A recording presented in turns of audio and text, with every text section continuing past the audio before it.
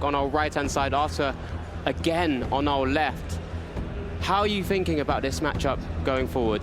I mean, it's an interesting one because we do have a tech in the Lost Box matchup that's specifically designed for decks like Colors Lugia, the Spiritomb to try and disrupt Luminions, and also that Weird Ear as well. So I think that could be a big make or break in the situation. I think Lost Box as well with the tempo is great, but if the Lugia gets set up and starts putting those Snorlax in the active and swinging, it's very difficult for Lost Box to get through that. Yeah, definitely. It's just got to get over that first hurdle. We saw Arthur's accomplishments yet again, a very well-accomplished player.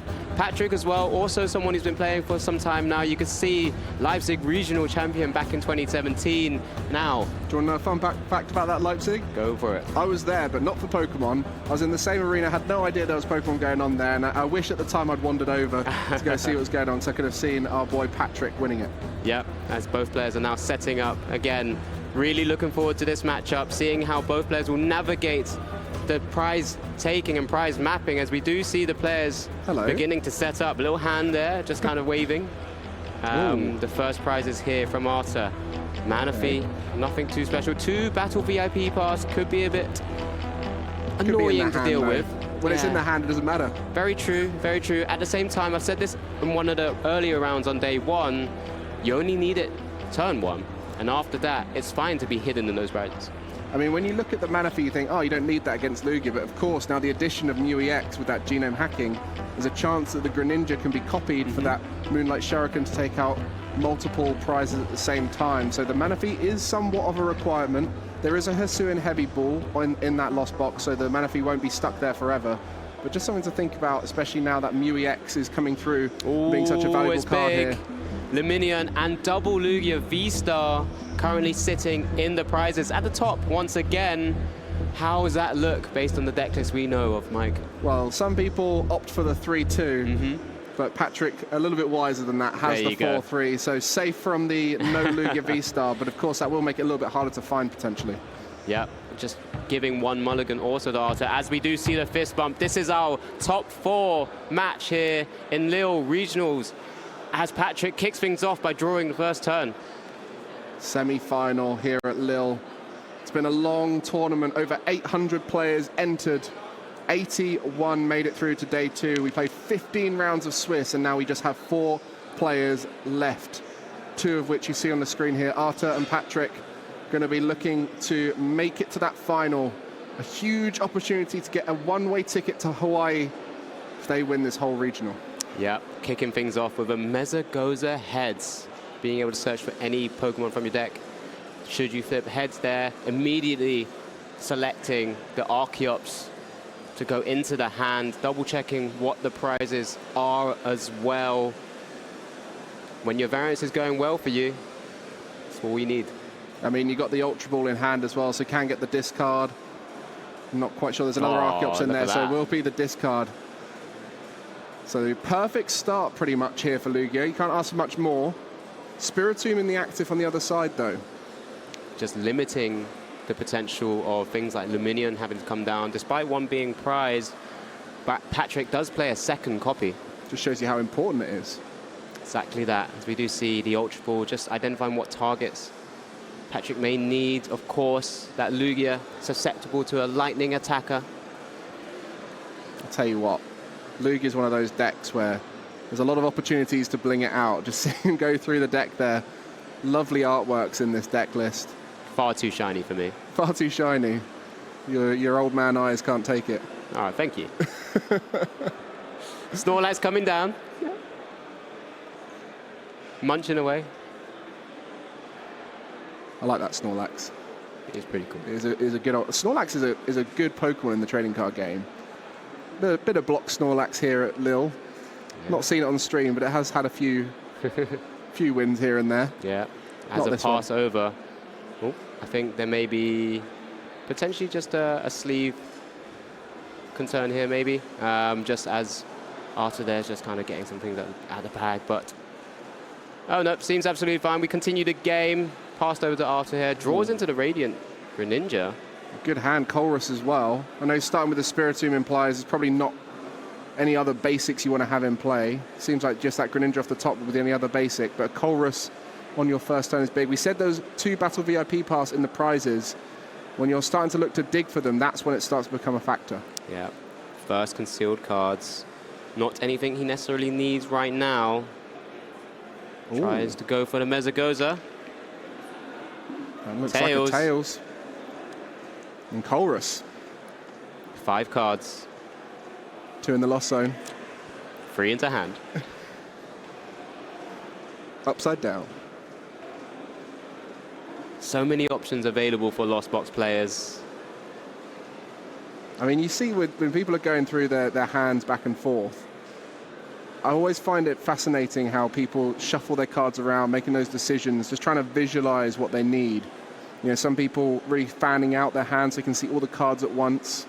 Especially with Lost Box, you can really build up a massive hand. So just even the card manipulation with the way they do it, you can see the more experienced players much more comfortable. Despite not yet getting a chance to go through the deck, does choose to Lost Zone the Hisuian Heavy Ball. Did get a Nest Ball and the Forest Sealstone as well, so can guarantee the Battle VIP pass. Also could potentially guarantee the Raikou as a really impressive attacker, of course, hitting the Lugia Vs for weakness. Yeah, this is big, because if you get that Raikou down, you then also get the Forest Seal, the Battle VIP pass. I saw a Lost Vacuum in hand. There's a Beach Court in hand as well, so we're going to be able to start getting those retreats off. So another Lost Vacuum, or maybe 3 Comfeys, that could be enough to get this Lugia knockout. And that's exactly why we see Patrik putting 2 Lugias down, just to be sure. Because if not, this game's done in the first turn. Yeah. Still a number of pieces that is required from after the side. You know, he's already played the Chorus's Experiment, essentially gained a +3 to the hand. Some vital pieces we already mentioned, that Nest Ball now for the Raikou coming down. This is where we might see that Ditto come into action. Don't know if we mentioned it, but this Lost Box list from Arta does have a Ditto in there, which is only usable in that first turn with that transformative start. Can turn into any basic Pokemon from the deck. So a great way to thin out another card, but it's also a great way to bench it and make your decision after some flower selecting, so you've already worked out what you need from that basic Pokemon. Yeah, it looks like Arthur's just double checking the cross switches, because they're super vital to make sure he can stay ahead on certain prize races, particularly trying to hit for those weakness on those Lugia Vs again. There's the Forest Sealstone attached, insta activation of Star Alchemy.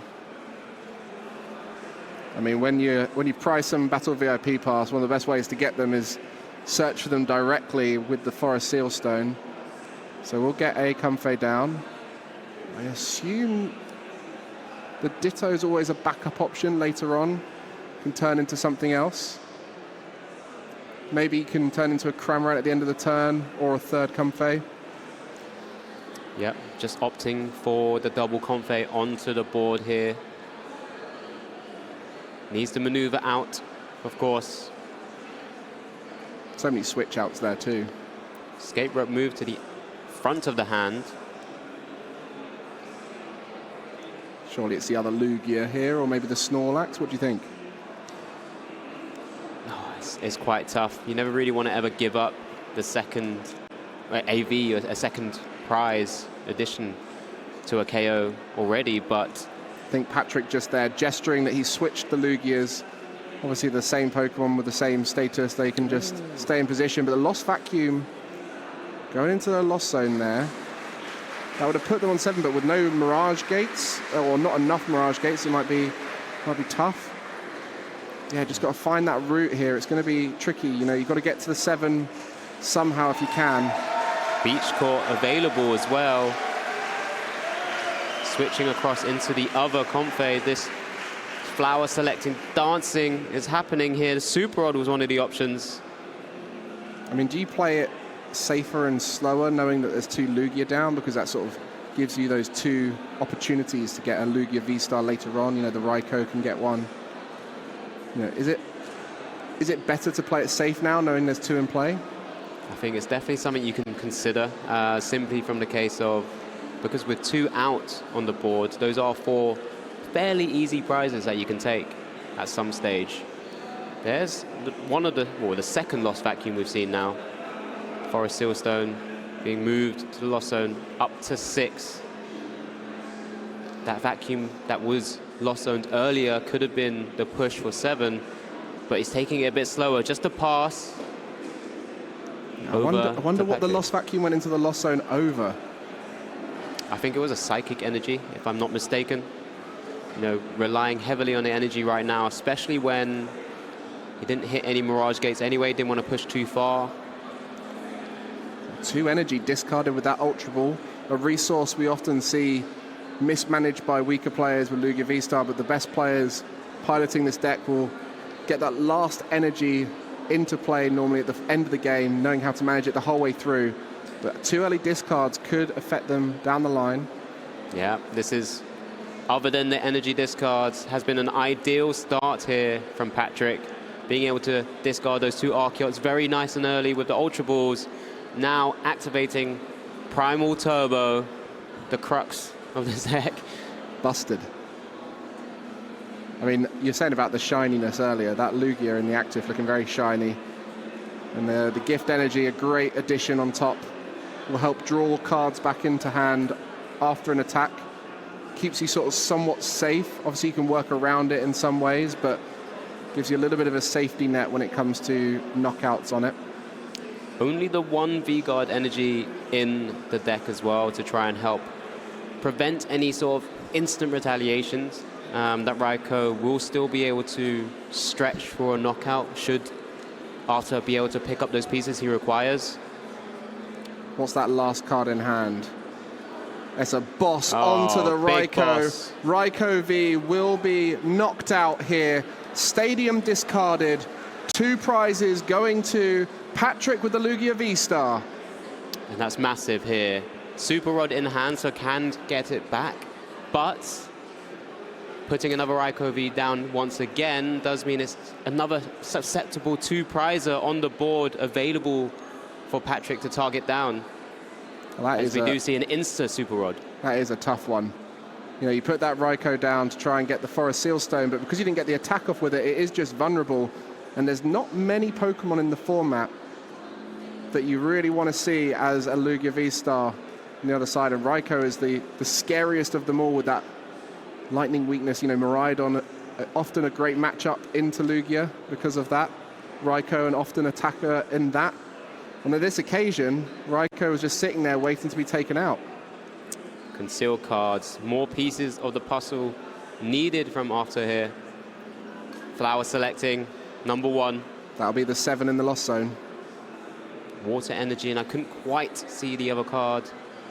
Being very conservative with the energy in general, just because they don't want to over-lose those energies into the lost zone.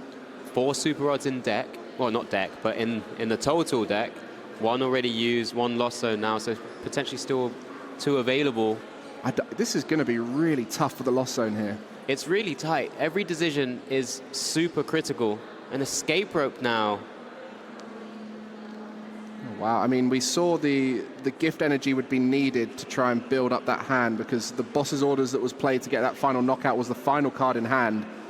So a knockout on another Pokemon would potentially leave Patrik with not much going on in hand, but then you've already got the Primal Turbo out. You've already got your engine going, so you've got everything you need to keep attacking. So it's now just up to, I guess Arthur's going to try and get rid of the Archeops maybe, go down the Greninja route and start removing them from play. Looks like that's one direction. He's taking this in. I did have a glimpse of the prize that Patrik took. Did look like it was that Luminion there that he won't be able to use because of that Spiritomb sat on the bench, just causing mayhem for decks like Lugia and Mew VMAX right now. I mean, that's why that Spiritomb's so good. Luminion doesn't work with Path in play, but of course the Path can be removed.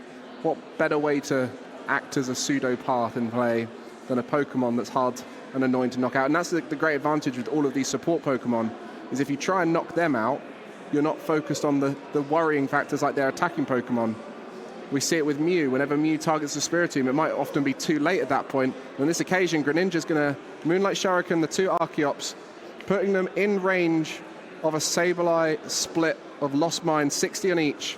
It's now up to Patrik to try and work around this. Does have a fantastic attacker in the active spot. That Snorlax has an amazing ability to combat things like the Snorlax, like the Sableye, sorry. Unfazed Fat, preventing all effects of attacks from your opponent's Pokemon done to this Pokemon. And Thumping Snore, hitting 180. Does play that nice special energy to keep it from going to bed there. Exactly. Therapeutic energy. I mean, of course, at this point, we've also got to talk about Radiant Serena that's not in the deck. Sometimes it features in Lugia decks. Can help with the healing of the Archeops in this case. But ultimately, Arta's just going, if I get rid of the Archeops and then deal with all the Pokemon that have energy on, it's going to be really hard for them to keep up in this matchup. And so that's the game plan here. But I guess the Archeops can charge them up now, and if they're gone, doesn't matter. Yep, still have 3 attackers to go, ready to sort of keep swinging away from Patrick's side of the board. This is just showcasing how powerful this deck is. 2 very strong single prize attackers. Lugia V-Star still raring to go as well. So that's 3 attackers in play, and then whilst they're in play, you can start charging up the next attacker, just manually attaching. Well, in theory, anyway. I mean, the Archeops seems like the logical target here, because I don't see any other way of slowing down this Lugia deck that's already ahead in prizes. Make that 3. 3 prizes taken, 6 left on the other side. This is Lugia just running away with it. Yeah, that Thumping Snore just taking down that Radiant Greninja with ease. Arta here will really need to try and find a way to weave in an attack. Maybe somehow, maybe trap that Lugia on the bench. It's not an attacker, it's got no energy on it. Yeah, that could be a way. I mean, the cross switches do feature in the deck. Roxanne is in Arta's deck as well, as 2 copies. So cross switcher here needs to go into the Comfey still to hit the 10. Okay, that's the plan. Does target the Lugia. Yeah, it's that sort of like secondary route to victory we sometimes see these top players find. They recognize that the main route of taking prizes back and forth isn't going to work. Lugia are a deck typically susceptible to having a high retreat cost in the active. They don't have a Jet Energy in there, so that will be able to work around it. Switchcott and Roxanne in hand. It's coming down. Ditto as well. Interesting. Just not wanting to draw into it. At this stage, Patrick needs to announce 3 attacks and take 3 KOs to win, so... I mean, there's 3 Jet Energy in the list. 1 is in play at the moment on that Lugia. So this could be a tough old finish here. If no Jet Energies are found, you know, that deck is still pretty thick. Arta finding that one potential route to victory here. If he wins this... From this position, what a showcase. He's doing his best. That's all you can ask at this stage. And especially with the semi-finals, when you're in the quarter semis or the grand finals, you can always take your time to try out an alternative route. Typically when you're playing in the 50-minute time cap out in the Swiss, at this stage you might think, right, I've got a better chance of winning the next 2 games. Because you've got that little bit of extra time, you can play around, try out a new route, even maybe find out some cards from your opponent, learn the list a little bit. Yep, exactly. Plenty of time to do so. Just double checking the energy counts in his own discard. Super Rod in hand. There's the energy that's required for Dragonite V to potentially attack on future turns. Mirage Gate in hand as well. To set up that rigid board state so that any disruption back can't throw you off your game plan. Snorlax unable to take out the Dragonite V as well. With Spiritomb in play, also stops that favorite Pokemon that also is in colorless Lugia. That late game attacker, that Weirdeer. Yeah, so it's actually looking all right here for Arta. You know, you've got that Dragonite V that can tank a hit from any of the attackers on the side of Patrick. You've got the Lugia only hitting 200, the Snorlax hitting 160. Yeah, that Dragonite could take a swing. And just looking at the hand from Patrick's side, nothing really available there. Just that Nest Ball and another Archeops. It's not looking good, bruv. Just waiting now. Here we go. That Lost Mine taking out double Archeops, taking Arta to 4 prizes remaining. And hold your breath. Top deck. Here it is. Oh, it's the Lumineon. And that's where that Spiritomb MVP can come through, denying the ability. Lumineon are coming into effect. Luminous Sign. Not possible with the Spiritomb in play. So, Arta's game plan right now, that Roxanne sticking, putting himself in a pretty good position. There's still a couple of top decks maybe that Patrik can still go through, but can't even use anything like Read the Wind. No, just no energy on the Lugia. And it's the finger point. Back over. Remember, Sableye cannot target the Snorlax on the bench, so... Just, I guess, setting up the 2 Lugias, maybe, just to guarantee the Dragonite knockouts. 4 prizes remaining. Was it the cross switches? There was 2 used earlier to get this Lugia into active. Was there the other 2 used beforehand? I hadn't quite seen. I don't think I saw any more hit the Lost Zone. Double Mirage Gate now in hand. It was a cross switcher maybe used early on. I can't remember. But if there is another cross switcher in play, that's the only way to Gust, right? No boss's orders in there. Outside of maybe setting up some damage across the Pokemon so Dragonite can come up as well. Lost Mine announced, it looked like, from the finger point. I mean, at this point, how long do you play this out? How long do you keep using Sableye before you bring the Dragonite in? I guess next turn you go for a knockout with Dragonite, maybe? Helping Arta there to draw it onto his turn as a pass. Actually made it look like, it made it harder, in fact. Oh, that's a Drapion off that top deck. Not helpful here for Patrik. Just a bit stuck with that 1 Lugia V in the active spot. This Sableye hanging around longer than I've ever seen a Sableye hang around before. I guess you could do 2 Sableye attacks onto the bench Lugia V-Star and then finish off the active Lugia V with the Dragonite, and then that way you guarantee 2 prize knockouts to finish the game. Yep, just trying to weave in the prize mapping now. I think removing the V-Star, as you correctly said, is probably a very good way of dealing with it. Because then the Dragonite could just kind of come up, take a KO on the Snorlax, even if it's in that active spot there. Looked like there was a cross switcher in deck there, so I think maybe the second set of cross switches are still available unless there's one prized. I think we're waiting for that kind of final game plan here. I think you can do it in 3 turns with Sableye knocking out Lugia V-Star across 2 turns. Cross switcher in hand. Okay, so you could go for the Dragonite now, knowing that it can tank a hit, and then you just got to find that last cross switcher. So lots of decisions, wanting to try and limit those cards again from 3 down to 2, knowing those 3 weren't very good, but maybe this is the plan to go for the cross switcher, as you kind of mentioned. Yeah, well, I mean, if you retreat into the Dragonite now, cards hovering above the decks there. Go into the Dragonite now, knock out the active Lugia, and this then just cross switches for game, right? I mean, it's a pretty thin deck right there for Arta. He's probably going to be feeling confident at finding those cross switches at some point. I don't think Patrik was able to really thin out the deck too much. I mean, there's a lot of energies out. 2 cards, keeping them hidden from us and from himself right now. I guess it depends what he gets off the Roxanne here, whether to go slower with the Sableye across 2 turns or whether to go straight away with the Dragonite. Given initiative to Patrik, though, because it's shuffled his hand back in, maybe he might have drawn one of those Jet Energies now to retreat. He's following your game plan. Dragonite V coming up to the active spot. It looked like there was another Luminion in Patrik's hand there. Dragon Gale for 250 damage. Now, although setting up loads of damage on his own board state, does have this very big Dragonite V in the active spots, unable to be knocked out from Patrik's side currently. So there's a Jet Energy off the top there. That's huge.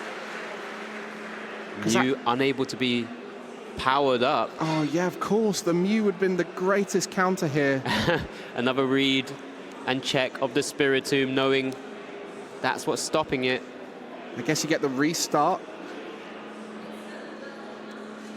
I think that's what he's checking with the Spiritomb, just to make sure it's only Vs and not EXs as well. So can draw some cards as well here. I think that's the first restart I've ever seen. It can bail you out when it needs to. Capturing Aroma always grabs you a Pokemon if there's one in deck. Is that a Tails? So that's a basic. My. Is it? I think that's a 6 right there. So getting the Luxray out. I do apologise. Yeah, it's just the T there, representing 6, famously. I'm glad the players on the table can see it. Yeah, I think the judges have been there all day. They've been keeping everyone in check, making sure everyone's doing a good job. A really cool inclusion, of course. The Luxray now being behind in prizes does mean you can activate its ability, its swelling flash, so that you can bench it if you are behind. There is a reversal in hand, but at this stage you've already used the jet energy, so we're going to be maybe seeing a retreat into the Snorlax to try and attack for one turn. Okay. Well, I mean, that's not ideal, but I guess it's a start. So just 160 with the DTE attached. Is there the double cross switches? Colress's experiment. This is big. 5 cards. Just needs 2. That's all of them. That's got to be it. That's guaranteed. There they are. Cross switches. Just show them. Double cross switcher. Lugia V-Star being able to retreat off the Sableye, and the Dragonite V will take down game 1 for Arthur. What a game there. Coming back from what looked like an impossible position. Arthur using that Spiritomb to lock out the Luminion, using that Dragonite to finish off what we saw in the active there. A great use of the spread to take out the Archeops. That is a wise way to play that matchup, something that you don't see very often, the Archeops being targeted, and that ended up being a great comeback. Actually incredible. That Roxanne... You sound tired. No, I'm just shocked that he was able to pull it back from this scenario. Like, I know this doesn't seem like it. Like we've had Shay all day, and you guys are used to hearing him booming out loud at moments like that. But Alex is genuinely baffled right now. I'm flummoxed because the Roxanne's stuck. What a word. It's not a lie, as everyone seems to believe it is. 2 Roxanne, Spiritomb, a little bit of Dragonite in the active, and that really did work out perfectly. Yeah, Sableye sticking around for so many turns. It's just not usual for this kind of deck. Usually you get the spread damage, it gets knocked out, you have to find a way to get it back once again, but it's hung around, dropped plenty of damage with that Lost Mine, and pulled Arthur in such a commanding position there, just because Patrik just couldn't draw into anything. How about those cross switches as well? Just everything about that list that was unique came through in that matchup. The cross switches, the Spiritomb, the double Roxanne, the fact that you had that Dragonite attack at the end there, Dragonite's pretty normal. Yeah, well. But the whole deck is coming through and showing why it's been so successful and made it to this top 4. So Arthur going up 1-0 in the semi-final here. This is a great start, and you've got 2 games now to try and see if you can make it happen.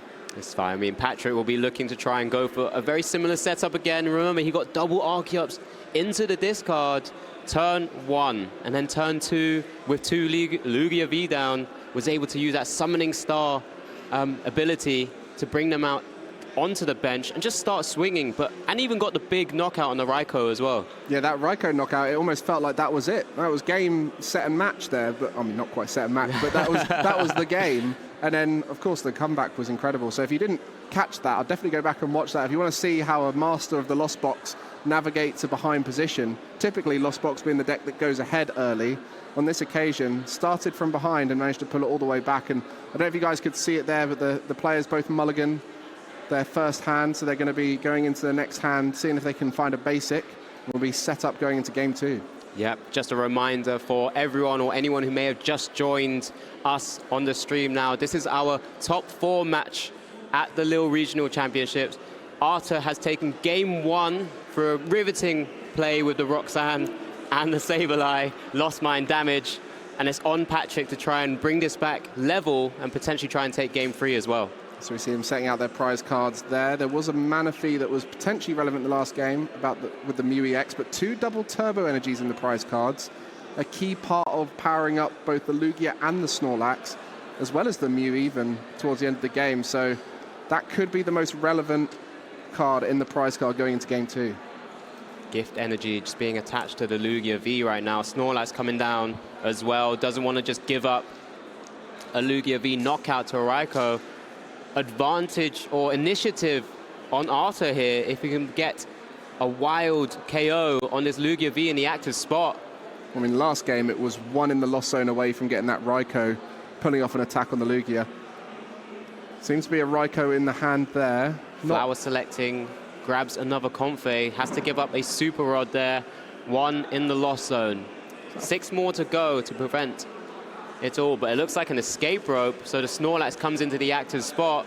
Lugia, for the moment, protected. That was a Forest Seal Stone in hand, I believe, as well, so can get what's needed to start building up that lost zone, but it looks like it's going to be a bit of a reach at this point to get 7 in the lost zone. Water energy going, that means both Dragonite V and Raikou are available. Yeah, if this Forest Seal Stone comes down in a Colress, it's going to have to be all in that Colress to make something special happen here. I guess I'd like to see the Nest Ball search, maybe for that Radiant Greninja that's been kind of already at the front of the deck, just to continue bursting through the deck with some more draw and consistency through concealed cards, as Arthur just very keenly checks the prizes first. Of course, still has access to that Spiritomb, which has basically won in 3 games on stream already. Yeah, I wonder if this Nest Ball is going to be for the Spiritomb or whether they're going to go for maybe the Ditto to continue with the flower selecting. I mean, a unique deck, that's another card we mentioned, the Ditto. It did come down last game, but in a later turn, so it wasn't able to use its effect, which is only on the first turn. So at this stage, yeah, it's between that Spiritomb and the next flower selecting, I guess, here. Can you tell me what Ditto's attack name is? Transformative Start. Oh, that's the ability. Oh, the attack name? Oh, it's not very relevant, is it? But we do have a Pokemon in the format with the attack name Splup. Splup. But I tell you what, the names recently have been fantastic. Yeah. Iron Hand's next set, that's going to be another beauty. Yeah, well, still a bit of time away yet. Spoilers. Yeah, spoilers. But it has been announced, of course. But we're back in this format still, as we do see the Nest Ball for that Radiant Greninja. Going to be drawing some more cards. It was an energy in hand, right? I believe so. Still has that Raikou and Dragonite V with the Forest Seal Stone available as well. Didn't want to give up that Dragonite. Saw how useful it was in game 1. I mean, with that escape rope putting the Snorlax in the active, it does somewhat protect the Lugia, but of course, an escape rope would also be able to get that Lugia back into the active too. Another switch out will be needed at some point here. Does play 3 copies of escape rope, so it could happen. Very possible. So off this concealed card, this could be huge. A Beach Court, which will help with the pivoting, switching. Yeah. Getting that Comfey retreating for free. And there we go, the Raikou down with the Forest Seal Stone. Is this going to be for Chorus Experiment here? Seems like an obvious choice. You do need to get to the right thresholds for the Lost Box deck to truly function. I mean, at this stage, even if you don't get the early knockout with the Raikou, just getting that lost zone count as high as possible is going to be key.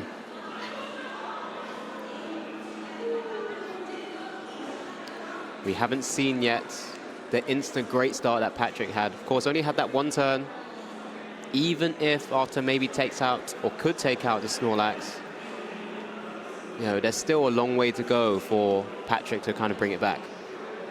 Yeah, you can see there's quite a lot of easy choices for the Colress here. I think there's a heavy ball. I don't think there was a Pokemon in the prizes, if I remember correctly. And the Battle VIP Pass 2 already got enough on board. Spiritomb could be useful. There's whether another Comfey as well. So did a lot of work. Yeah, I mean that first turn, seeing so many cards. It's why this Lost Engine's been part of a majority of the decks recently. It was, you know, over 1/3 of the decks in day 2. What it felt like, at least, once we started adding up all the Lost engines. variants, yeah. Yeah, because it was, what, 20% was Lost Box, about 9% was Giratina Lost Box, and then there was all the Charizard variants, the Gudra variants. So reliable. Old Faithful. Old Faithful. You've got far too many points with Comfey. I'll take it. That's why I wanted, you know, Giratina to continue doing well. Another slow turn, but this is what happened last time in game 1 as well. Patrik there, drawing for turn. Jet Energy, already had 1 in hand. No Archeops discarded this time. Last game, Archeops were discarded quite early. On this occasion, it's going to be a little bit tougher to get set up here. Attachment and the Iono. A lot needed off this Iono to get the Primal Turbo on the go. I've seen harder things happen. Can these 6 cards allow Patrik to build out the deck in the way. There's he's already played the stadium. Ooh, that is tough. The Ultra Ball is there, but yeah, this is not a good hand. This is going to be quite a slow turn for Patrik. Does have the Ultra Ball, but you don't really want to be using that unless you're discarding the Archeops at this stage. Can't even read the wind if an Archeops was to be taken off of that. Tough position. Unable to retreat out of that Snorlax in the active spot. Didn't use, or wouldn't have wanted to have used a Jet Energy on that Lugia to read the wind. Does try to create a fail-safe with another Lugia V down. But it's not looking too good right now for Patrik. Not ideal. Not ideal indeed. I mean, that second Lugia, like you said, is a fail-safe. The reason being, they know it's very likely for a Raikou to come in and attack one of those Lugia this turn. All it takes is an escape rope. It won't even require the cross switches that we've seen to be so effective before. One of them in the lost zone, so only 3 left available. So escape rope could be the card of choice this turn. Just a passed over, draw for turn there from Arthur. Double checking the energy count. 5 already in the lost zone, so 2 away from activating the second threshold, the first being for Cramorant. Yeah, wonderful Mirage Gate. Was there one in hand? If there's one in hand already, that would be beautiful. If not, that's another thing needed this turn. I mean, this is why that Turbo Lost Box is so effective. Just double checking what he found to be prized as well, because he doesn't want to give up too many energies. I believe that might be is that the second Super Rod hitting Lost Zone? I think so, yeah. One of the first things to go in the Lost Zone was a Super Rod, but just accepting that these early turns are so much more important than getting back loads of Sableye, for example, at the end. It's just going to be about motoring ahead, trying to put that pressure on. Has 2 Super Rods in hand, it looks like, as well. Needs to start dancing around the comp phase. Both players just understanding that it's a simple way of not having to keep maneuvering cards. So the comp phase does go into the active. Flower selecting again. I mean, that's another cross switcher there, so does have the ability to switch into the Raikou, but no Mirage Gate at this stage. Could make it quite tricky. Just going to check that discard pile there. Maybe just some awkward flower selectings which haven't helped enough. But you know what? Since Patrick's been so slow on his turns, just a top deck of a Drapion V there. Doesn't really want to risk putting down a Mesagoza to kind of give an extra board space to Arthur either, but this is one way to just keep in the game. I mean, with Arthur's last game, knowing that the comeback is definitely a viable option, can be comfortable taking it a bit slower. And actually, interesting at this stage, we'll have an attacker powered up before there's even any primal turbos in play. And that's one of the advantages of the Snorlax. It's just 2 manual attachments, therapeutic and a double turbo energy. So we'll be able to start swinging, which is key here. Otherwise, those Lugias are just going to be sitting there patiently waiting for Archeops in the discard pile and the Lugia V-Star to get him into play. Mesagoza hitting heads. Patrik again identifying, again, similar to game 1, that is not impacted by the Spiritomb, so could use that fantastic ability just to, again, as another little failsafe, that restart. Once during your turn, you may draw up until you have 3 cards in your hand. Currently has 2 after benching the Mew if he decides to do so. So can just kind of keep going through as much as possible whilst also taking a knockout. Yeah, has the ideal energies on it as well. Yeah, the Mew EX was the card which somehow made Colorless Lugia one of the best decks in the format. Just that one simple change was able to add so much more to this deck. And you can see that the Snorlax in the active with the therapeutic energy won't be going to sleep. So we'll be able to keep swinging here. And typically, Snorlax is one of the hardest Pokemon for Lost Box to deal with, a single prize Pokemon that trades very well into it. It's a 5 there for Arthur from the Mesagoza. Flower selecting. Mirage getting a Chorus's Experiment. Needs both of those. Would be good. I mean, the Mirage Gate's the needed card right now, but there's more of those in the deck. Chorus will just help you dig a bit deeper. Technically, Lightning Energy in hand could just manually attach into the Raikou. And has double cross switcher as well, so Could Arthur now consider targeting down one of those Lugia Vs as soon as possible? I mean, who'd have thought it would be watching Lost Box power up an attacker without the need for Mirage Gate, and a Lugia deck not needing the Primal Turbo to power up their attacker. We're going pure manual attachment here in the semi-finals. Game 2. Winner of this will be going all the way to the final at Lille. A lot on the line. These guys taking their time, making sure they make every correct decision, especially as they're so fatigued now with such a long tournament with 15 rounds of Swiss. A quarter-final, they're now here. They must be exhausted trying to play the best Pokemon of their lives. Patrik helping out us viewers and Arthur there, just separating out that lost zone as cleanly as possible for him. Another concealed cards, plenty to work with in the hand there. Attachment, are we going to see the double drop of the cross switches as well? Doesn't want to hit the Lugia V with a gift energy, of course. Could take out the Mew, preventing the restart. Need a few more Pokemon in play, I think, for the Mew. Yep, just targets the Lugia V. It's a much more simpler KO here with the weakness. It's just that same tempo that you expect from Lost Box into it. So Raikou is going to be taking out that knockout on the Lugia. Don't forget the fleet-footed.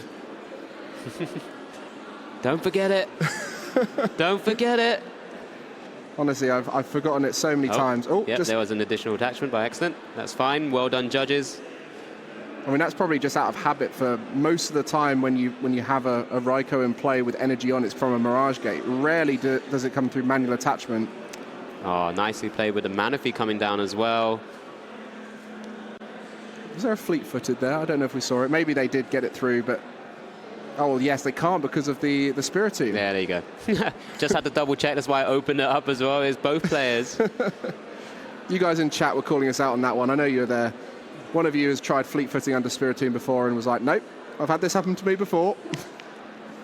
Mezagoza, no tails. Too many cards in hand to use restart.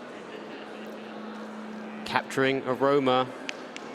Well, these coin flips can be brutal sometimes, and that's, I think, probably wanting an Archeops there off that capturing Aroma, so that could be tough. Another Snorlax available. I mean, this is another advantage of that Mew. Having a free retreater in Lugia is great. Just being able to put that into the active, knowing exactly what you need. Can be chosen a little bit later on in the turn. Just bringing that Weird Ear to the front. Another V that gets affected by Spiritomb. It does have a fantastic ability to use normally to kind of deal big damage. Frontier Road. Once during your turn, this Pokemon moves from your bench to the active spot. You may move any amount of energy from your other Pokemon to it. Size Shield, Bash for free colorless energy, 40 times the number of energy attached to this Pokemon. So, big attacker. Has put it down as well. I wonder if they've noticed. I mean, they're going to get the restart off. Restart for one.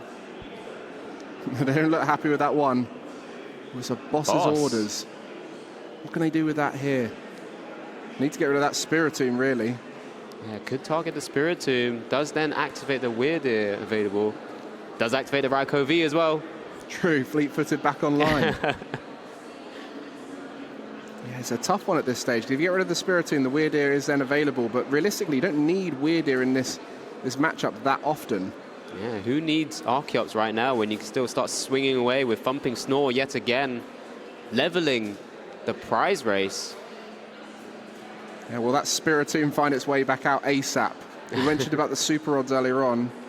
I think there's 2 have been put in the lost zone. Annoyingly, Raikou there, still available as a big attacker. Something not the easiest to deal with right now. Interesting. Looking to promote the Raikou just straight up, not necessarily having any switch outs to be able to get a flower selecting off. Draws into the Forest Sealstone, already used. There we go. Fleet-footed! There we go. Lovely little ability. Oh, it's great. What a pretty good card. Lightning energy drawn there from the fleet-footed. Lots of energy in this card. Access to only... Is it still the 2 Super Rods in hand? 1 now left. Okay, so 2 Psychic, Spiritomb back in deck, recognizing how important that Spiritomb is, and it's going to go for the Mesogoza. This is big. That's a heads. Gets the heads. Spiritomb comes straight back down. The mischievous little fella has done it again. Not getting rid of it that easily. Fettered in misfortune. Yeah, now. I was waiting for you to say that. I mean, honestly, Spiritomb has been one of the strongest cards we've seen throughout the tournament. Whenever it's appeared on stream, it's always been valuable. We've either seen it against Mew VMAX or against Lugia builds.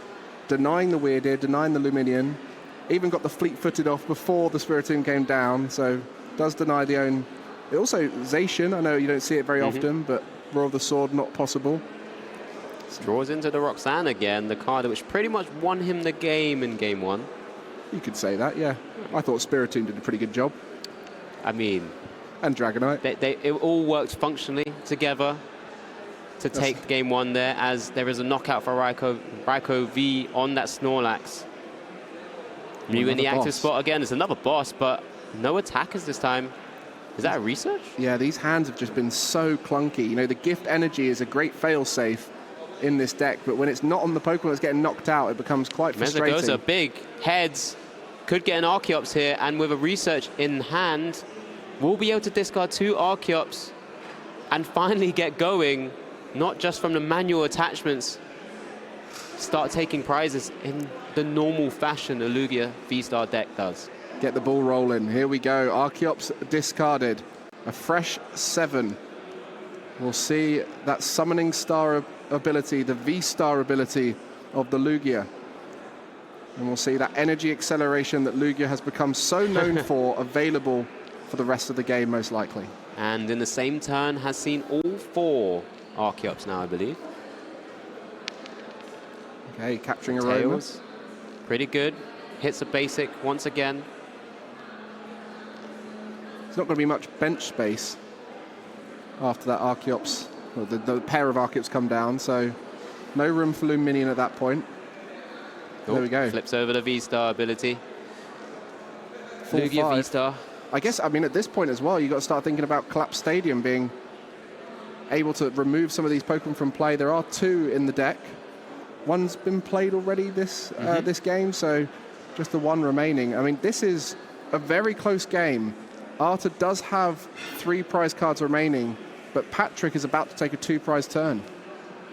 Yep, and is there a way for Arta to return on maybe something like the Mew in the active spot? Because that will be enough to take the knockout, or could use the Lugia V-Star. Yep, just as he done in game 1. 220 damage is the original damage output with Tempest Dive. Minus the 20 from the double turbo energy attached. Perfect math to knock out the Raikou V in the active spot. So I guess at that point, how do you knock out anything here? You know, to get a big knockout, it has to be with a Dragonite V or a Raikou. And when you do that, they're in range of the Mew genome hacking, both of them. Yep, it's a tough spot to be in. How we currently see it anyway from Arta's position. Kind of mentioned does have that Roxanne, but with the Archeops not going to be targeted anytime soon. Do you perhaps try and put the Dragonite down and target the Mew? Do you even have the ability to do that? I guess if it attacks in the active, you would, but do you have the ability to do that? Has to find the double cross switches again. One of them has been put in the lost zone. As we do see it in the top left of that middle pack of lost zone cards there on Arta's side. Of course, this is game 2 in a best of 3, so Arta doesn't have to win here, but you know, at this stage, this is a close one, so it could go either way. Maybe the Roxanne will come through and be the hero. Patrik kind of setting up a semi-checkmate scenario with the knockout here with Tempest Dive. Does have the free energy on the Mew EX as well. Lugia V-Star, not the easiest thing to knock out from Arta's side.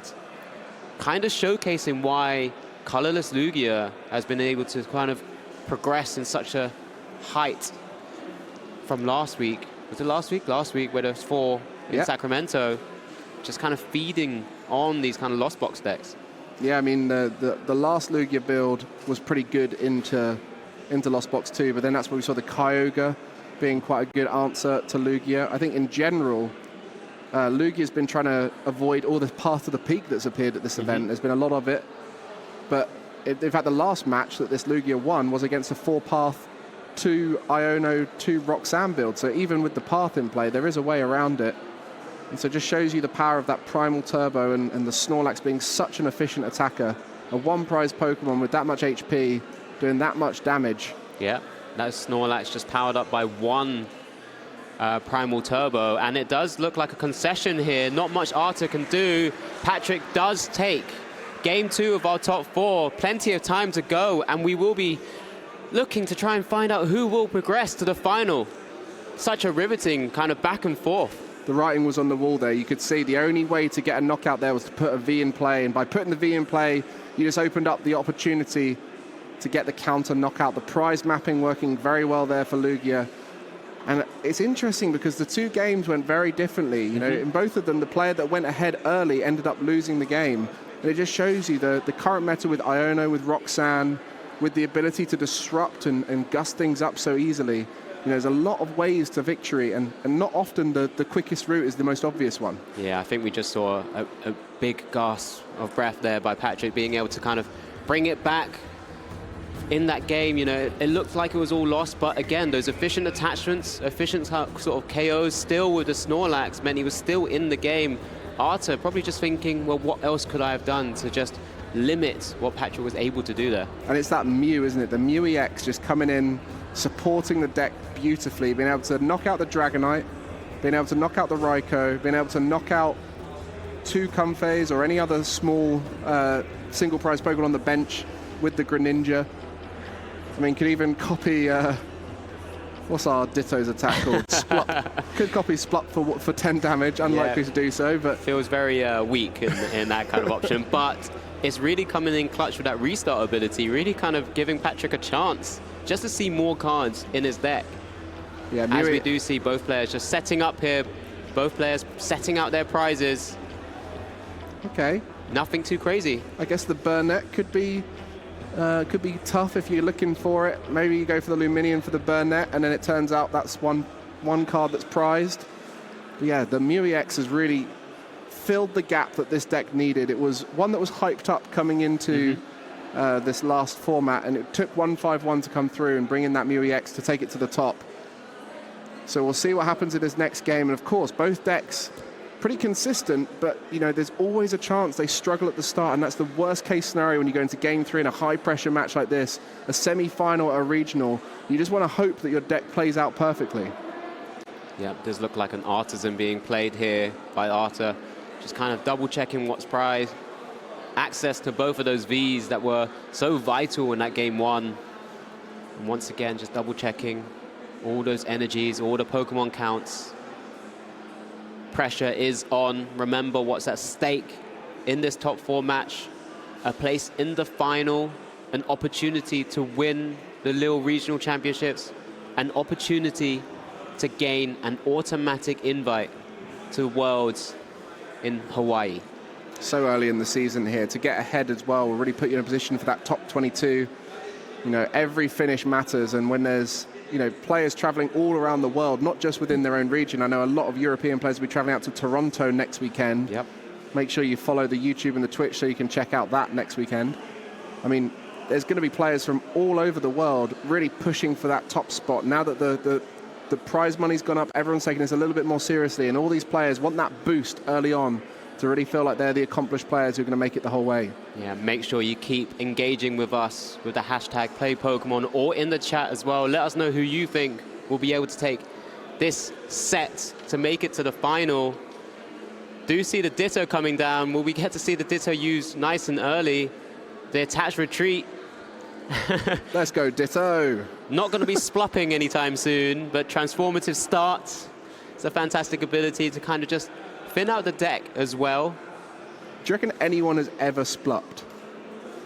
Worst case scenario, right? If it needs to happen, it needs to happen. I mean, it's a very efficient attacker, one colorless for 10. But this is its true power turning into one of those Comfeys. Honestly, I think we might see more Dittos appearing in Lost Box. We've seen it do well in a few different lists over the last few weekends.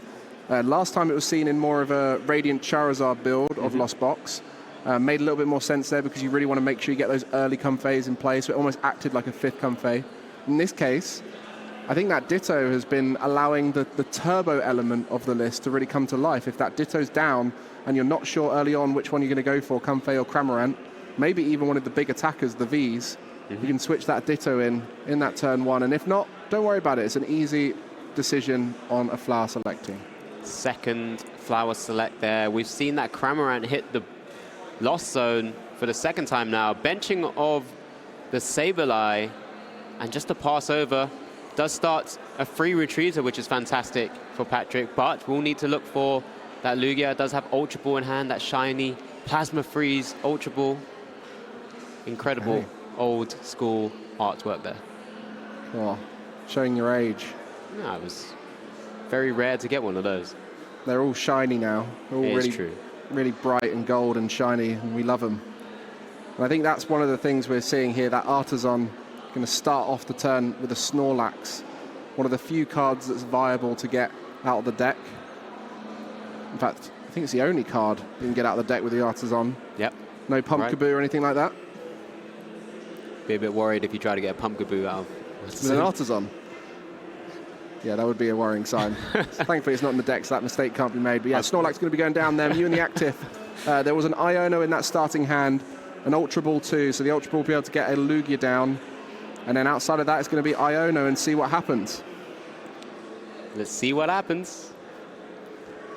I mean, this has been a day of some crazy gameplay. It's not often you see the routes we've been seeing today. I mean, when we go through the day at the end of show, we'll be talking about some of the craziest plays. I mean, Lugia has shown up here and brought that Mew EX along, and that's not the craziest plays. Those genome hackings, we saw genome hacking earlier on to knock out a Dragonite. So it is a very versatile card, but it has been Lost Box that's been having these interesting games, interesting routes to victory. That Roxanne turn really changes up the game. It really makes you have to think about taking 3 prize cards. Yeah, we do see the main card of the deck to kind of make everything run and function together. That Lugia V coming down from the Ultra Ball. I feel like the Archeops is the unsung hero, really. Lugia's the facilitator. It's got to get there, right? No Lugia, no Archeops. That is very true. Iono being played off the Therapeutic Energy attached to the Snorlax here. Okay, so this is going to be tense for these guys. You know, they've been playing all day long, all of yesterday, and there's one game to decide whether they make it to that final. And they're in this position right now where can't quite get set up as much as they want to. Both players having a little bit of a slower start. It's not ideal. Nothing needs to be rushed right now, but they want to try and get as set up as possible. Yeah, I was going to say it. I think this is even tense just for us, in all honesty. Just kind of watching out how these turns are playing out. Patrik choosing not to currently yet, or not yet, to bench that Snorlax as well. Just retreats into the one with the energy attachment. Over to Arthur there. Forest Seal Stone in hand. I mean, this could be a huge turn. If we see the Raikou attack on that Lugia on the bench, all it takes, I say all it takes, all it takes 2 cross switches, 7 in the Lost Zone, a Mirage Gate, a Raikou, and all the switch outs and flower selectings needed to get there. So Escape Rope to start things off will be the Mew into the active. Yeah, we have seen crazier things happen. A Mew, even a knockout on that would still be quite... Solid start. Yeah, quite detrimental to Patrik's game plan. We've seen how vital it's been so far. For those of you wondering, that notepad there, just used to track the prize cards. So, you know, throughout the game, in case you're wondering, it sort of just takes a little bit of that mental fatigue out of the game. You know, if you write it down, you can just forget it, and every time you need to check it, you can look at your notepad. We saw that as 2 energies were in hand, able to just remember exactly what those prize cards were. So we're now at 5 in the Lost Zone. So just a Colress away to get that Mirage Gate activated. I think I saw a cross switcher in the hand, so not too far away. Still a lot to do, but you know, this is getting close to that important knockout on the Lugia. What do we see here? That is the attacker, that is the cross switcher. Is there the Mirage Gate in hand? If so, we might be seeing a huge knockout here. Psychic Water. Probably just going to be the Water and the Super Rod there going. I mean, we've also got the Forest Seal Stone. I think he's got it. I think he's got the Raikou attack. All those pieces just coming together very nicely off that Iono. Is the energy in deck? I assume so. I mean, we haven't seen any lightning energy, and if it has to be any other type, it can be attached from hand. So double cross switcher, both being played, targets the Lugia V, moving to the active spot. Oh no, you can see the disdain in Patrik's toss there as he put the Lugia into the active spot. 7 in the loss zone, as we have mentioned already. Mirage Gate, double checking the energies are there. This is massive. This could literally win the game right here. Patrik knows it. You could see by the way he put that Lugia forward. The cross switches have been so key. Lightning and Water onto the Raikou. That Lugia is sitting, waiting to be knocked out. We'll see the Raikou. Lightning Rondo. All the way to the finish. Early pressure takes away the Summoning Star ability, so we'll have to see manual attachment for a little while here. A restabilization for Patrik. Otherwise, Arta is just going to run away with it. Fleet-footed as well. No Spiritomb down yet, because I believe it's in hand. There it is. Patrik telling him to hurry up. Don't make me wait for this. And the Mew's going to be going to the active, and this is going to be so hard for Patrik here. Not many options available. And that's a research there, just discarding his whole hand. I believe there was at least one Archeops there, but no Lugia to evolve up into the Lugia V-Star. Does mean he's just up against the wall now. Is there anything that can be done? I mean, that is the power of Lost Box. That tempo can be so dangerous. If you go first and the opponent needs to evolve and you have a way to stop them making big plays by catching the thing before it evolves. Lugia V had no chance there to even get any kind of effect in play. As you said, the MVP of the deck, the most important character to the story. And that's it, just double checking. Free, is that double cross switcher gone? Nest ball being played by Patrik here. Another Lugia V to go down just in case. I guess the Lux Ray is an option, just takes one attachment. But yeah, this is going to be a lot of work. That Lux Ray's attack dealing 180, not enough to knock out a Raikou V. There, double Lugia V. It's what he would have wanted last turn. Would have set him up in such a good position.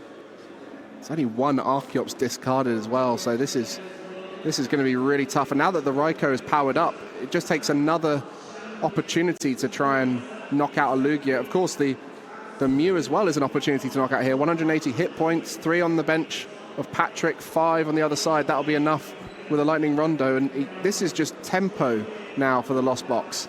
Tempo for Arta. And if he can keep that up, we'll be seeing him go through to that final. Yeah, I think we do see just a retreat into the Snorlax right now. Single prize. Does have DT in hand, can start swinging.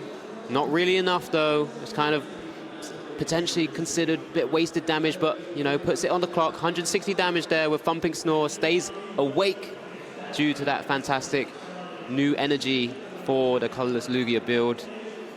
Back over to Arta. Not ideal. I mean, that Spiritomb going down was just the final sign that it was all done. Took away all those options. Everything about this deck is firing perfectly. Arta getting a single prize knockout there. Will be on 3 prizes remaining. If the Lugia V-Star can set up this turn, then there is a chance. There is something that could happen here, but it's going to be really tricky. That Artisan getting another Snorlax down. You know, Snorlax is tough to deal with, but this is just going to get harder and harder as the game goes on. Was there anything in the hand to try and find the combination of V-Star and Archeops? It's getting really tense once again. Patrik is still in it. 3 prizes down, but if he can deal with this big V Pokemon in the active, which is swinging for a lot of damage, he'll just be able to have and start setting up his own attackers, which typically Lost Box struggles to deal with. As we already mentioned, those Snorlax with a great ability, Unfazed Fact. Yeah, I mean, this whole weekend, I've been really struggling to see the way a deck could win. And I think we saw it earlier with Stefan Ivanov. Final game of yesterday, I was so sure that he'd lost that game. But then at the final moment, he found a way around it. And there is routes to victory. There is ways that you can sneak in at the end. Heads on Mezagoza there. Ultra Ball in hands that won another Archeops into the discard. So we will be seeing Lugia V-Star hitting the field now. Summoning Star available. Archeops available. I mean, attackers shortly to come. Is it possible? Is it possible? This would be one of the greatest comebacks in TCG history if we see a Lugia coming back from this situation. Especially this season. I don't think we'll see many games tougher to come back from this season. Restart for 1. Or 2, actually, sorry. Because the thing is, normally when you see these big comebacks, there's a gust option available where you can lock something in the active, but Lost Box typically doesn't have anything that's going to get locked. So many switch outs. It's really hard to have those big comebacks against Lost Box. Relying typically on hand disruption, which we've seen with Iono there, but is that going to be enough? No single prize attacker, it looks like. Wasn't able to draw into the Luxray, for example, to potentially use as a single prize attacker.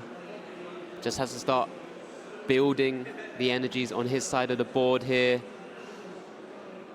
Again, kind of maybe over KOing that Raikou V in the active spot. Unfortunate chip damage, which wasn't really necessary from the Snorlax. Had to be done though, right? Had to be done with a single prize. That's just where we're at in this game. So, I mean, it's still a good spot. You know, you're down to 4 prize cards remaining. You've disrupted the hand of the Lost Box. There's not much on board other than that Sableye, which I guess you want to start swinging with. But realistically, for Arta, what he wants to do is reset that Raikou and start taking more knockouts. Yeah, still needs 2 more knockouts in his own route to victory.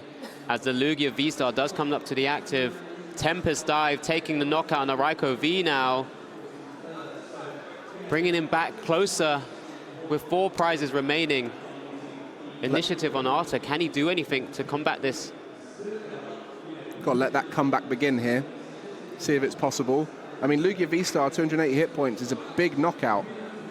And even the single prizes in play, the Archeops, both of them, both pretty big to knock out. Escape rope played. Okay, just seeing what's going to be going on here. I mean, the cross switches we used up earlier, no other real gust effects. If you put the Archeops up and that gets knocked out, that could be pretty bad. But the Mew, a nice free retreater. We'll see what happens here. Not a flower selecting available. Lost vacuum. Couldn't see the other card. We're trying to peep that for you. I think it was an escape rope. Once again. So that's 9 in the lost zone here. So that's Sableye almost ready. We're going back into the Lugia V-Star once again. Maybe a little bit tougher to deal with. The tension right here for this semi-final. You know, so much on the line. Easy choice there. Battle VIP pass. One of those important cross switches. Radiant Greninja coming down. Okay, the speed of play has gone up. An obvious decision for this turn has begun. 1 water, 1 psychic left in deck. Water attached to the Greninja. Psychic attached to the Comfey to be able to retreat out of. Do you remember those super rods? You know, 2 of those in the lost zone. 2 energy as well in the lost zone. You know, resources are starting to become difficult to manage at this later stage. So it is still possible for Lugia if they get the right knockouts at the right times, put that pressure on. With a bit of disruption with that Iono, it could be a great position here. Sableye not able to take a knockout, but will be able to start that Lost Mine Sprinkle. Is going to put 6 on both the Archeops, trying to aim for that similar route before, knock out both Archeops, recognizing there's no way to get around that, no healing options, no Radiant Serena that we sometimes see in Lugia. So it will be an attempted Greninja next turn if possible. We do have an update in our other top 4 as well. Consta Kalama playing Mew VMAX has made it to the final, defeating Owen Kammerman's Chien-Pao EX 2-0. So we'll be seeing a Mew VMAX in the final. It's a tough old matchup there. Shen Pao. It's a tough old matchup for them. VMAX coming through on top, but congratulations. We have our first finalist, and I think, you know, seeing what we're seeing here, either of these decks would play very well into VMAX, so I'm sure these players feeling pretty confident, either of them getting onto the final, but neither of them will be thinking about that right now. They'll just be thinking about, how do I win this? And where it looked like that Raikou knockout on the solo Lugia at the beginning of this game was the key to success. It's starting to get harder and harder to see that victory for the Lost Box, even though that was such a powerful start, disrupting the journey. It seems to have slowed down significantly here. Still requiring, if Arthur continues the single prize route, 4 knockouts here, 4 attack announcements. Does have the Luxray down on the bench now as a single prize attacker. Double Lugia V-Star on the board, trying to increase the HP there. Of course, double Archeops there, just damaged slightly from the Sableye. I mean, the other advantage with those 2 Archeops having both damage on them, if a collapsed stadium were to come down to try and remove that damage, the other one can still be knocked out with a Sableye, and then all it would take is a Raikou to finish off. You know, we've got an obvious route for Arthur to get it in 2 knockouts, but the challenge right now is, can you get that into your hand? That hand's not looking so good. The Roxanne available would be a good position to be in. One more prize to be taken for Patrik to activate. So next turn could be a big turn with that Roxanne. Yeah, the Luxray also quite difficult to deal with. Does deal 20 damage to itself with its attack. But remember, still having to go through single prizes forces Arthur to take a longer game as well. I think whatever happens here, we're going to have to see that V come down as the final knockout for Arthur. Jet Energy for the Mew into the active spot, preserving those energies on the Lugia V-Star as well. Researching away a double Turbo Energy. Maybe looking for that collapse just to kind of prolong the game and that little bit further. Interesting. I mean, this has not hit it. A lot of energy in that hand. That's the one place you do not want to see your energy as a Lugia player. You want to see it in the deck so you can get it out with the Primal Turbo.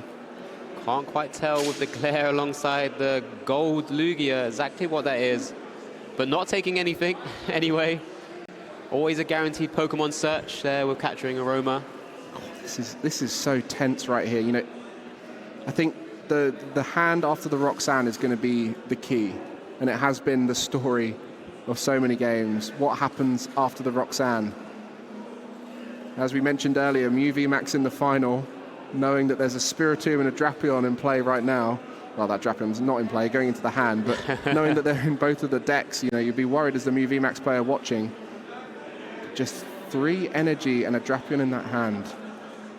I assume that dice roll was a heads then, because of unable to take the Drapion the first time, Ultra Balled away for it into the hand. Oh my, this is the knockout that could initiate the Roxanne turn, and that's when things will all begin firing. Dice removed away from that Lugia V-Star just to make it more clarified for everyone watching and following. Chooses to go with the Luxray to attack. Wild Charge, dealing 180 damage.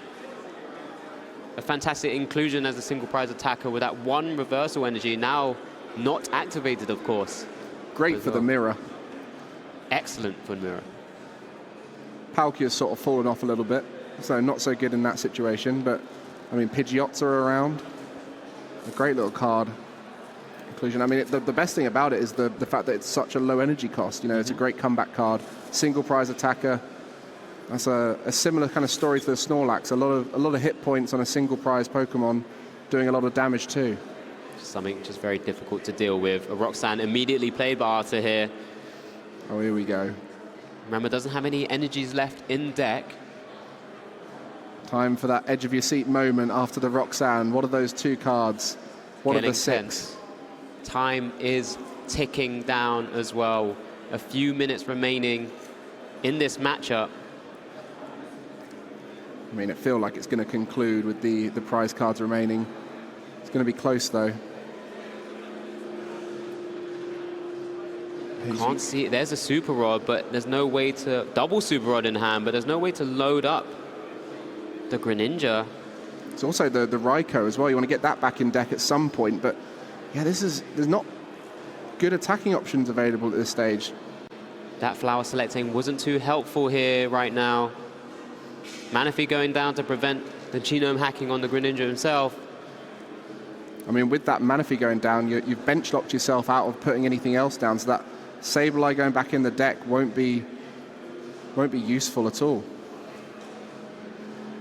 Not right now, anyway. Not yet. Not yet. Could happen. Still one more Super Rod. Sure, something will get knocked out to give it space later. There we go. Just opting for the energy. You know, if an energy is drawn into as well, that gives you an opportunity to conceal cards too. So, yeah, this could be a huge turn here. If Arta can't get an attack off the back of this Roxanne, that could put it back in favor of Patrik massively. Yeah, right now I just can't see how the attack will happen. Unless I've missed something. Chat, please let us know. I mean, I couldn't see any switch outs in the hand. We've seen a lot of switch outs throughout the game, you know, multiple escape ropes, switch carts. Yeah, this is not the end game we're expecting here. The Lugia has fought back after that early Raikou knockout on the Lugia V. And the Snorlax with the energies as well. True, you know, this is that Snorlax knockout in hindsight didn't do a huge amount to the... Just a pass over 2 cards from the Roxanne.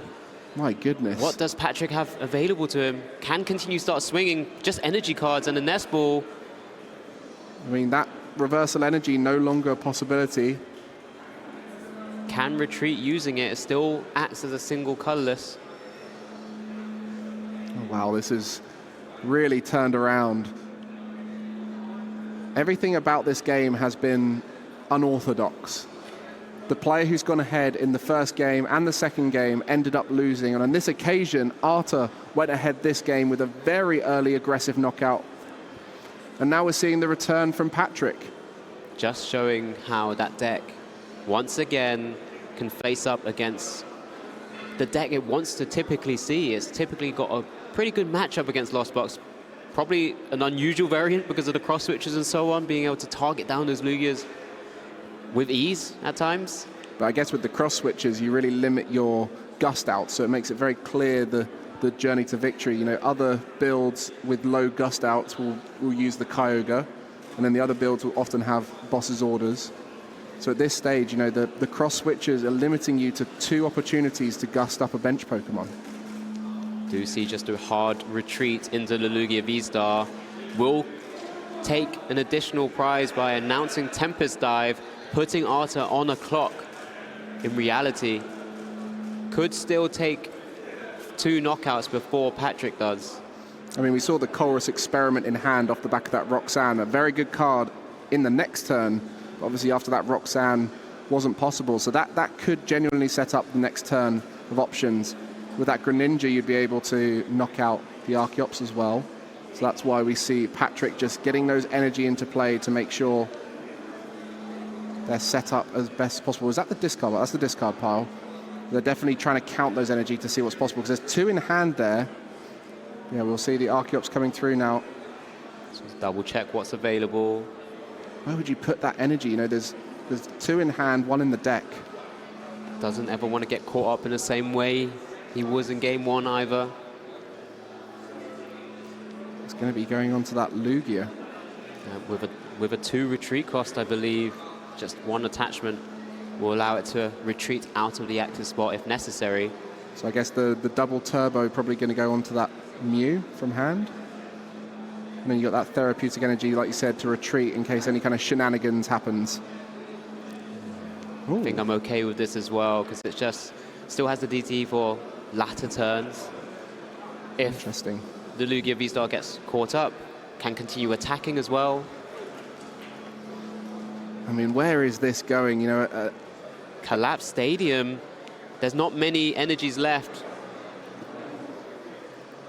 And a simple decision here for Arta. That's going to get rid of the Luxray for Patrik. So that's an attacking option removed from play. This is the final few turns of this semi-final. We can see time has been hit there. I think it's been called for the players. We'll be seeing a conclusion in the next few turns, I assume. And a knockout there from Tempest Dive keeps Collapse Stadium in play. You heard me chuckle there because I was told by a dear friend Benji that it's the player who plays this card who has to discard first, and Arta again reached for his own Pokemon first as well. But in this context, doesn't matter too much. Yeah, that's true. Yeah, it playing down. So the Comfey was the obvious choice, but still, you're meant to do it in the correct order. Yeah. There's all these little things that most of us just do simultaneously, but there is an order to a lot of these effects when both players have to do something at the same time. I think there's a Colress in hand that's been played. There. Mirage Gate available in that Colress's experiment. Okay. Okay, so we're going to see that Greninja attack now. I guess the question is, will the Raikou be possible to set up on the final turn? That's the next thing. Sableye. Yeah, this is tense. This is tense. For those of you in chat who are probably trying to work out how this game ends, I know you guys love working out the final few moves before they ever happen. Honestly, there's so many different ways this could have gone early on in this game, and I did not expect it to be in this position right here. So many Colress were still available at the end there. So after that Roxanne, we saw a Colress. We saw multiple Colress in that Colress experiment. So now we're going to see that Super Rod. That's going to get the Raikou back, I assume. We'll need a big attacker, but are there enough resources to be able to Mirage Gate to a Raikou again? So it looks like just the energy. Sableye going back into deck, Mirage Gate in hand. I guess the 90 split could be on the Archeops and then onto the Mew, and then you finish it off with the Sableye, right? Yeah, that's the route. That's the route. Route. You're English, mate. Mate. Say route. I can't help it. Spending too much time listening to those Americans over on the other broadcast. Yeah, they're our friends. We're all the same team in some way, shape, or form. But here comes Moonlight Shuriken. Oh, here it is. I think it is going to be that Mew. A lot less hit points. Yep, there it is. One Archeops taken out. Evens up the prize race. If time has been called, we've got an indication of die in the middle there. This is turn 2 of time. Oh, wow. Arta has a route to victory here. That Mew just looking very easy to knock out. Yeah, with the Manaphy in play, the genome hacking of the Moonlight Shuriken is not possible. Would need to find a way to gust the Sableye, but cannot. Doesn't have boss in hand. Is there a boss in deck? There is 2 in there. There is 2. If he hit boss, that would have been one way to kind of deal with that Sableye. Is this a restart for a boss's orders? It's very possible. How many cards in hand right now? Can't quite see. Of course, the Sableye and a Psychic Energy was put back in the deck off that Super Rod. Does have to bench that Drapion V. Will play the DTE as well, surely. Just to try and get as much draw as possible here. Wow, just making sure it's possible. I mean, this is just to deny the win here, because this is turn 2. Turn 2. We have one final turn after for Arta. When we call time here at the Pokemon TCG, whereas 4 turns left, the person whose current turn it is, and then 3 afterwards. So both players will get 2 remaining turns to finish off the game. If both players are on equal prizes as well, don't forget the game continues until the first prize is taken. In the knockout stages, in that top 8. But will it happen? I mean, Lugia will be taken out. Here's a big restart. 2 cards, 2 boss. No boss. Has missed it. My goodness. Again, just double checking. How many cards even remaining here? 5 cards, 2 boss. Unfortunately, has missed it. No current other way to get it. That's the hand extension, the concession there by Patrik. And that's it. We have our second finalist here in Lille. Patrik unfortunately unable to find the boss at the end there, and Arta will be going through to the final with his Lost Box list. What a performance there from Arta, all the way to the final moments, changing the route to victory. Wise throughout, Arta has earned his spot in the Lille Regional Final. Adapting at every moment that was coming his way. Took the early prizes in game 3, looked on the back foot once the Archeops started coming down and raining energies. but was able to found the route to victory. Who'd have thought a Raiko V knockout on a Lugia V would end up being that close? You know, when there's a single Lugia V in play and a turbo Lost Box is able to knock it out with a Raiko V, you rarely see the comeback. On this occasion, because it was game 3 and you have to play it out, you're going to try, and it was that Iono that came through so powerfully. Disruption, such a big part of our format right now. Iono's Roxanne's have been key across the weekend, and it will be this list here, that Lost Box with the Spiritomb, with the fun little cross-switcher shenanigans, making it through to the final. The best of the most popular deck here at Lille Regional. Yeah, keep us informed how you're feeling in the chat and on social media with the hashtag #PlayPokemon. We've seen such a great match there, really back and forth. I mean, Patrik was really a couple of cards away, maybe trying to deny that potential Sableye coming down to rain the Lost Mine on the Mew EX. So commiserations, top 4, fantastic placement regardless. I know he's actually doing pretty well points-wise anyway, so it looks like he's already on his way to that invite. Oh, fair play, Patrik. You did well. I mean, that was an incredible performance. You could see the quality of the play at this event. There's been so few misplays.